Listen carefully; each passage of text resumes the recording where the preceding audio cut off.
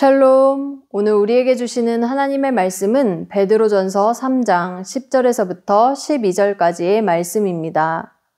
고난은 괴로움과 어려움을 말합니다. 당시 편지의 수신자들은 고난을 당하고 있었습니다. 그런데 그들이 당한 고난은 그들의 잘못으로 인함이 아니었습니다. 오히려 하나님을 믿는 믿음 때문이었죠. 분위기가 어떠했을까요? 좌절과 두려움으로 가득 차야 할 것입니다. 그렇다면 편지의 내용은 어떨까요? 역시나 어두울 것 같지만 편지를 읽게 되면 소망과 기쁨의 메시지가 넘침을 발견하게 됩니다. 베드로는 계속해서 거룩한 나그네의 신분으로 이 땅을 살아가는 성도의 생활이 어떠해야 하는지에 대해 권면합니다. 먼저는 성도 간에 서로 한마음이 되어 사랑하라고 하고요. 다음으로는 악한 자들이라도 악으로 갚지 말고 도리어 그들을 위해 복을 빌어주라고 합니다.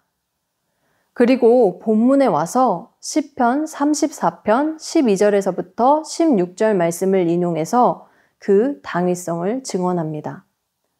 이 시편 34편의 주제는 하나님이 고난을 당하고 어려움 가운데 있는 자들의 이 간구를 들으시고 도우신다라는 것이죠. 10절에서는 그들에 대해 이렇게 표현합니다. 생명을 사랑하고 좋은 날 보기를 원하는 자는. 여기에 쓰인 생명, 이 생명이라는 단어는 영생을 가리키는 단어의 대체어로도 자주 쓰였습니다. 그래서 생명 대신에 다가올 영원한 생명으로 바꾸어 쓸 수 있는 것이죠.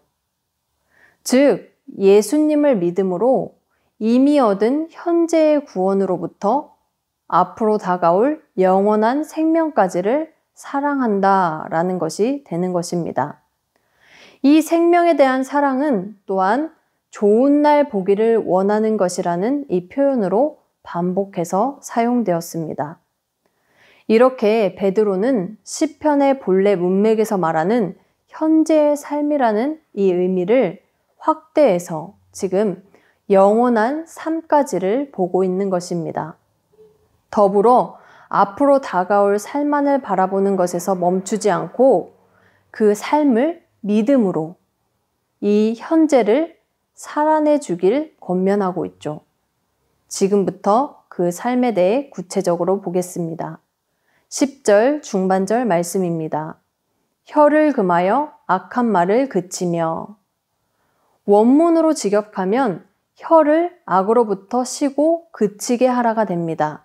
여기에는 철저하게 멈추다라는 뜻을 포함하고요. 이것은 단순하게 욕이나 나쁜 말을 하지 말라는 정도가 아닙니다. 당시 직면하고 있는 고난 앞에서 하나님의 계획과 뜻을 부정하는 악한 모습을 말로써 보일 수 있게 되는데 어떠한 경우에도 이러한 악을 행하지 말라라고 하는 것이죠. 10절 후반절 또 말씀입니다. 그 입술로 거짓을 말하지 말고. 이 또한 같은 의미입니다. 여기서 말하는 거짓은 말로써 다른 사람을 속이거나 혼동되게 하는 것을 의미합니다. 고난이 극심할 때 앞에서 말한 것과 마찬가지로 또한 나아가 하나님의 살아계심마저 부정하며 다른 사람들까지도 흔들리게 만들 수 있기 때문이었습니다. 우리의 모든 순간을 주관하시는 하나님만을 전적으로 신뢰하며 오늘도 살아가길 원합니다.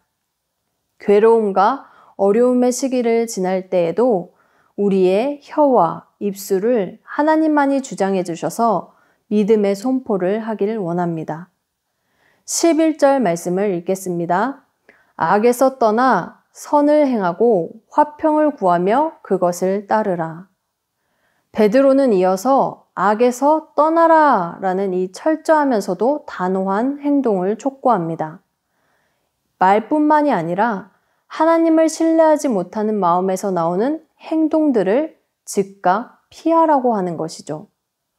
이 행동이 더욱 적극적으로 표현된 것이 화평을 구하며 그것을 따르는 것입니다. 화평은 하나님께서 허락하시는 것으로 우리의 삶이 하나님으로 가득한 것을 말합니다. 하나님의 일하심을 보는 것이죠. 우리의 모든 순간을 주관하시는 하나님만을 전적으로 신뢰하며 오늘도 살아가길 원합니다. 괴로움과 어려움의 시기를 지날 때에도 우리의 행동을 하나님만이 주장해 주셔서 믿음의 삶을 살아가기를 원합니다.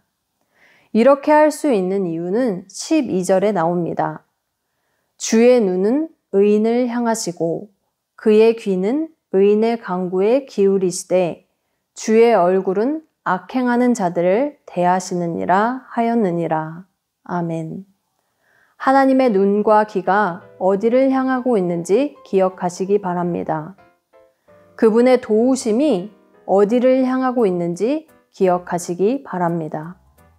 우리는 생명을 사랑하고 좋은 날 보기를 원하는 이들입니다. 끝내 믿음으로 현재를 살아 이긴 자들이 그날을 마주할 것입니다. 오늘도 우리의 혀와 입술을 통해 하나님의 살아계심과 그분의 계획을 선포하길 소망합니다. 또한 우리의 삶을 통해 하나님의 일하심과 그분의 화평을 선포하길 소망합니다. 아멘.